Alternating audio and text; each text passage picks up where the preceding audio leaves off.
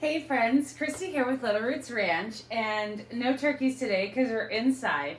But I wanted to show you, it's almost the end of March, and I wanted to show you what my seedlings are looking like. As you can tell by their silhouettes, they're growing well. This top row is 3 weeks and everything else is 2 weeks. So I'm going to take this sheet down, excuse me, take this sheet down and give you a better view.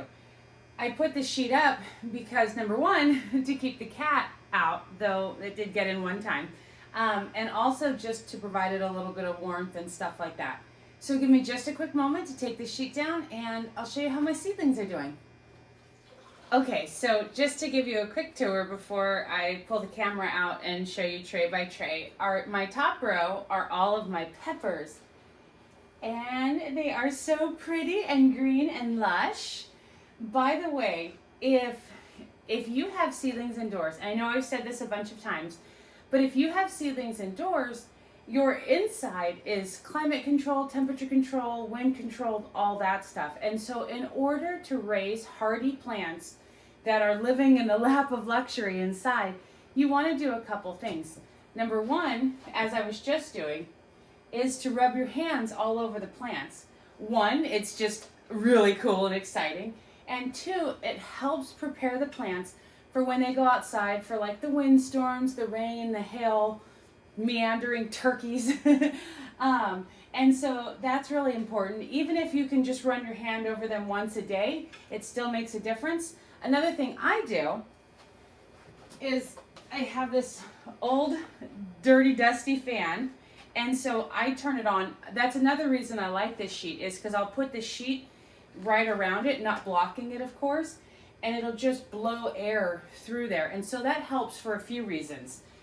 Number one, it obviously circulates the air, which is really great for like humidity problems and stuff like that and creating stronger seedlings.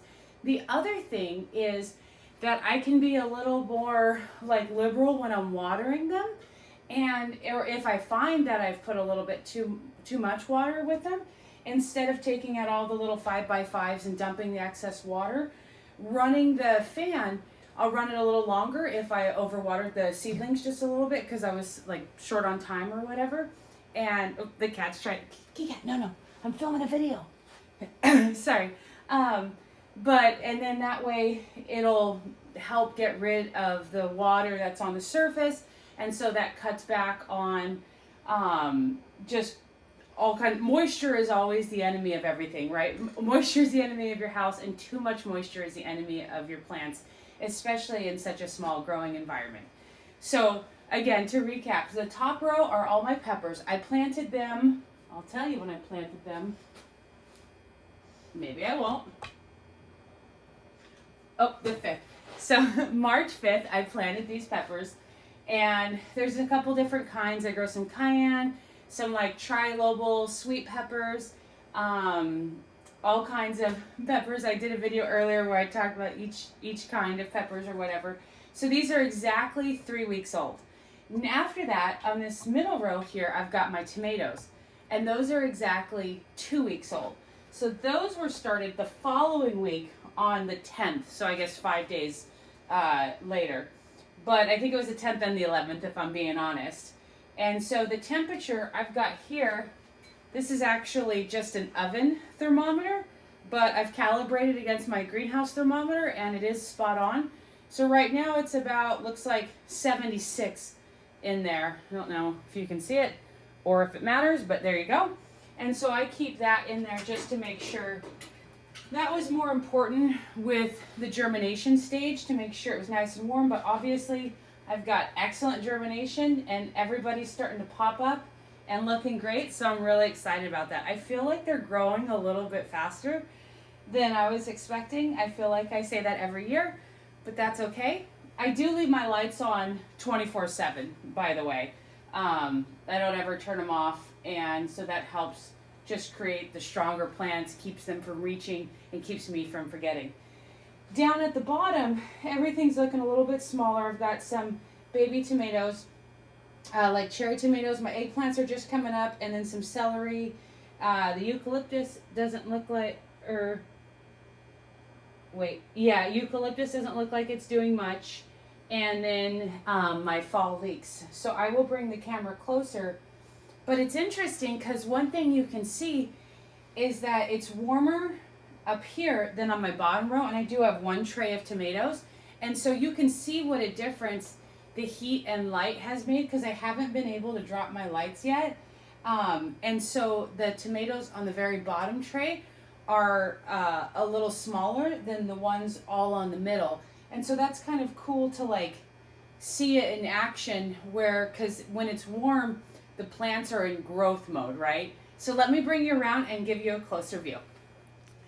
Okay, so here on the top are all of the pepper babies.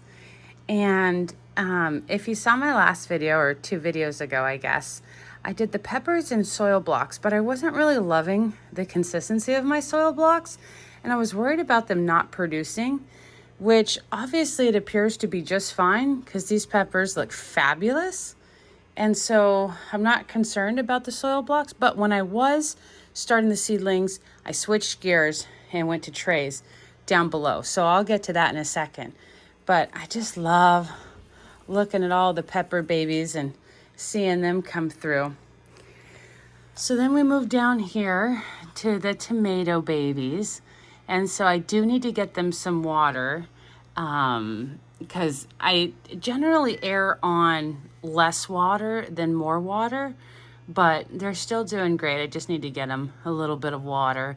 Yesterday I was outside and was working hard and forgot about my indoor babies. And then if we come down here, so you'll notice here, those suspiciously look like little kitty cat prints. But anyways, so these are the cherry tomatoes. And so if you look at the difference between the growth that's been put on there and the growth that's been put on here, so you can see that. Let me pan out, maybe you can see both at the same time. It doesn't really provide much, but you can see how the difference is. And that's because the distance to the light, I do need to drop down this light, but the distance to the light is a little more. But anyways, moving on over to our slower germinators, and these are my tomatillos and my eggplants. These were all planted on March 11th. And so I do these trays, they're 5x5 trays. I got them at Farmer's Friend, not sponsored. But they come out and I put usually 3, 4, or 5 seeds in each one. And everything in the tomato family basically is really hardy. And so like when I'm transplanting, like say this one out and it's got 4 of them, I'll just basically break it into quarters and transplant that. And I've had no problem with that. In the back are my tomatillos, and my germination isn't going as great with those yet, but they're just starting to pop out. So they're just take a little bit longer. Then up here, we've got, this is my celery. So the celery is in all of the 5x5s. And so I planted these a little thicker, and the plan is to pinprick them out once they get larger. Celery is notoriously slow growing, but oh so delicious. Also, if you have a dehydrator, absolutely dehydrate celery. You will thank me later. In here, in these little 3-inch pots here, I've got eucalyptus, and it's my first time growing them, and I was hoping to get a little more action, but they haven't germinated yet. If you notice the white stuff, it's not mold, or at least I don't think it is. I think it, well, I get a little bit of the white mold, and it's not necessarily a bad thing. But it's also the mycorrhiza from the compost. So even though it looks kind of bad, it's not bad. I don't know if you can see that. And then coming over here to the leeks, you notice the same thing. It's got that mycorrhiza and a little bit of the mold or whatever, and it won't harm the seedlings. I know too damp of conditions will, but I tend to keep everything more on the drier side, and so I ward off a lot of those problems. But sometimes the plants look a little bit wilty. I don't take it too far, obviously. But so these are just all the little baby leeks. You can see all the little seeds still on the end of the shells. But yeah, so I wanted to show you what my seedling tray looks like at 2 and 3 weeks of growing. And let me put you right back up. Hold on. Actually, one more thing. You see those two mason jars over there, and one says front and one is unlabeled? Let me put my camera up and I'll tell you more about that. Okay, so I had mentioned, sorry, I've got like a tickle in my throat. So I had mentioned those two mason jars that I have a growing medium in them. So what that is an experiment. And so the end of last year, I had received cow manure from a friend who has horses. And she said that she doesn't spray, but I wanted to make sure.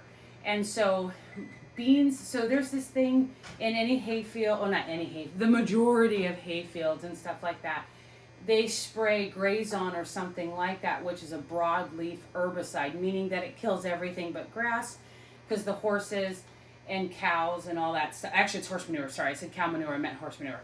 Anyways, because the horses and cows prefer grass, and so they only want to grow grass. The problem is that it's a really, really persistent herbicide, and it can take your crop out, like that growing area, for like years, like a few years, not just like the first planting or whatever. And so beans are really sensitive to herbicides or whatever. And so what I did is I've got two piles that's been composting of the horse manure. And it's kind of a mixture of like bedding and horse manure and stuff like that. And I'm going to use it for my new flower beds. But I put some of that from the front pile and from the back pile and put them into the mason jar and put some beans. That was just yesterday. And then I'm going to see if they grow or not. And so if they, what I'm looking for, what I hope for, of course, is that they grow beautiful and look like bean starts. Now, granted, it'll be too cold to do beans, so, I'll just end up not using them or not continuing to grow them out. It's just for the experiment. But what I'm going to be looking for is to see if they're growing kind of spindly or like curved in leaves, or, basically a sign that, or if they don't sprout at all, and looking for a sign that there's been Grazon and that horse manure and straw hay, whatever, has been compromised.